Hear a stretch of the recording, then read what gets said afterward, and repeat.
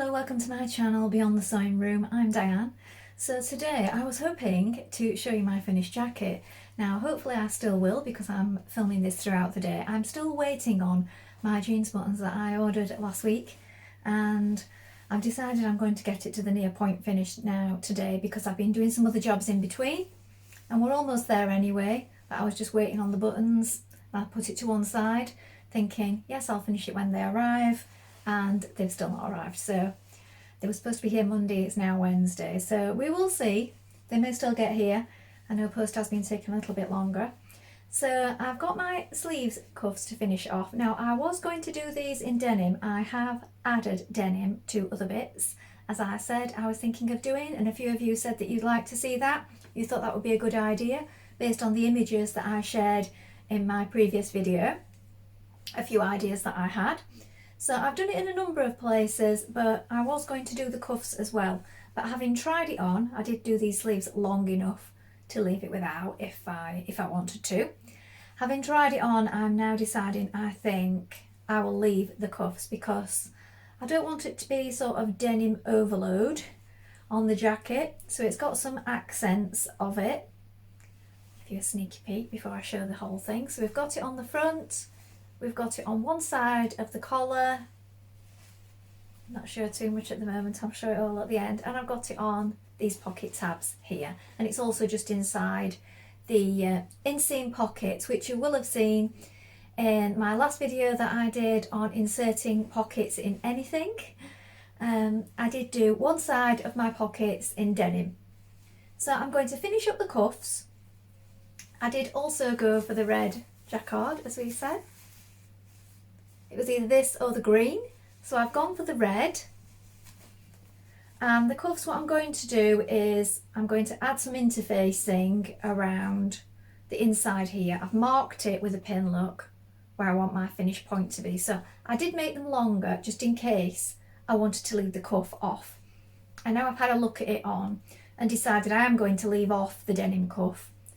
That is the point where I need it to finish, just there. So I'm going to add the interfacing on the inside, turn it up and turn it in again so it conceals the lining, and then it will give it a nice finish having that bit of interfacing at the edge as it folds back. And then I will hand stitch it down. So that's that job that needs finishing. I also need to do all my buttonholes on it, and I also like to secure it in a few places under the arms when it's got a lining in, just so that when you're pulling it on, you're wearing things that sometimes the lining can get sort of pulled down the sleeve if you don't do this, or pulled up the sleeve, and then it makes your jacket hang in a peculiar way. So what I like to do is on the inside, so I need to close this hole as well where I've pulled it all through when I added the lining and the sleeves. On the inside here, just at the underarm and at the side, I like to catch it through the lining and then through to the jacket with a few hand stitches either side in those key points, and then that will stop that happening as you're pulling it on and off, especially if you're wearing anything a bit heavier and it just tends to drag into the sleeve. So that needs doing. So I'm going to finish up the sleeves, that's one job.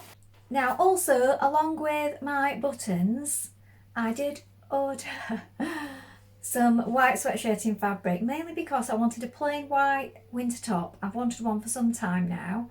I ordered some white fabric last year, was it? I think it was last year. Of course it was, we're only in January.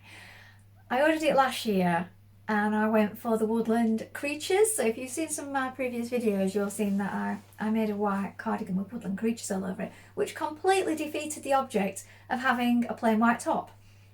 So I really fancied that fabric, so I went for it, but that still means that I haven't got a plain white winter top to go with some more sort of patterned skirts and things and trousers. So I made one for the summer. I made a short sleeved t-shirt with a v-neck, which got wore plenty because that then went with some of my patterned skirts for the summer, but I need one for the winter. So what I've decided to do is I've ordered some white sweatshirting, and it's a good weight, and I'm going to make another plain sweatshirt, this time in white, and I'm going to do, I think, but I'll have to see if it's too heavy. I'll have to check when it arrives. This sort of sleeve that I've done on this one, and I've also got it on my Savannah Daisies burgundy dress with the high neck and these sort of sleeves. So I like this sleeve, how it comes down here and then you've got the long cuff. Maybe the cuff won't be as long as that. I might do one to about here and then do a full sleeve into that. So that's what I'm thinking of doing with that, and also just the small stand-up neck on it, just so that it's warm for the next few months, because we've got a few more months of it being cold here in the UK to go yet. So I think that'll be a good idea. I'll make a decision on that when it arrives, I think, and I'll maybe show you a few patterns and have a little think about that, what I want to do with that. It should have been here, like I said, but hopefully it will arrive today with those buttons. So that's another plan. Something that I've been working on this past few days was a work project. It's not for me, but I thought I'll show you because it is so pretty. And I've got it on the mannequin, so I need to pack it up, and I'll just show it you because it's such a pretty dress. So this was a work one, and it's this one, McCall's.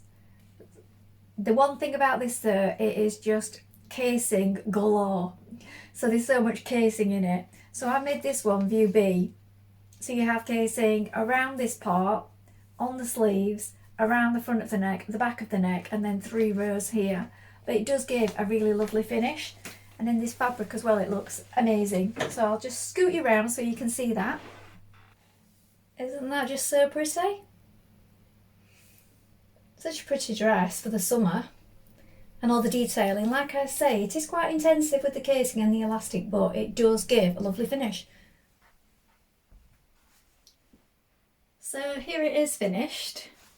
I was going to film it outside, but it's so windy at the moment here that you wouldn't be able to hear me. You'd be able to see the jacket, that'll be getting a bit blown around. So I'm really happy with how it's turned out. So as you can see, I've gone for the denim on the flaps here. These are fake pockets because I have this side.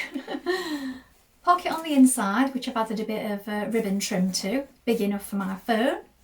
Gone for the jacquard lining. And the denim down the front, and this side of the collar.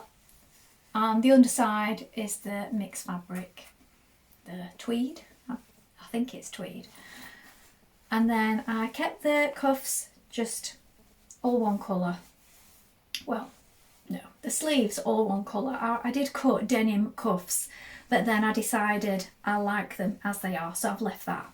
But I have added the tabs here like this. So I really like that. So I'll turn around so you can see the back. I'm going to actually insert some images because it is quite hard to see when you're filming. I've got the bright light coming through the window. I'm really happy with it. I really like the lining. And the buttons and everything. I just think it all ties in really well. So you've got the denim, you've got the blue in the weave, along with, there is a red. It's like heading towards a sort of deep pinky red, but there is a red in there. Might be quite hard to see. It's a red, a green and navy in that weave. Try it from here. Is that better to see? So I hope you enjoyed seeing the jacket. I really enjoyed making it. The one thing I always struggle with is these kind of buttons, the ones that you hammer in, the jeans buttons. Now, I know it's not me because some of them go in so easily, and then others, no matter how many times you hit them, the tack does not want to go in. And then others, tap tap and it's straight in, and then one good tap to secure it. But there were a couple that I was just banging away at them and they were not going to fix. And that's how you end up with them bent and sort of ruined sometimes. So I was getting really hot and bothered doing that. Eventually I did get them in, but they still don't feel as secure as the others. So I know it is a problem when they're manufactured. So I think it's the tacks. I think some of the tacks just fit perfectly and others just don't. And then you're always going to have trouble then. But they're on now. It's just a shame sometimes when you order a couple of packets and you just have the right amount, if you ruin any, then you've got to order another packet sometimes just for one. But yeah, I'm happy with it. I think it sort of brings it all together once you've got the buttonholes and the buttons on and everything. So I hope you've enjoyed seeing my jacket today. Let me know what you think in the comments.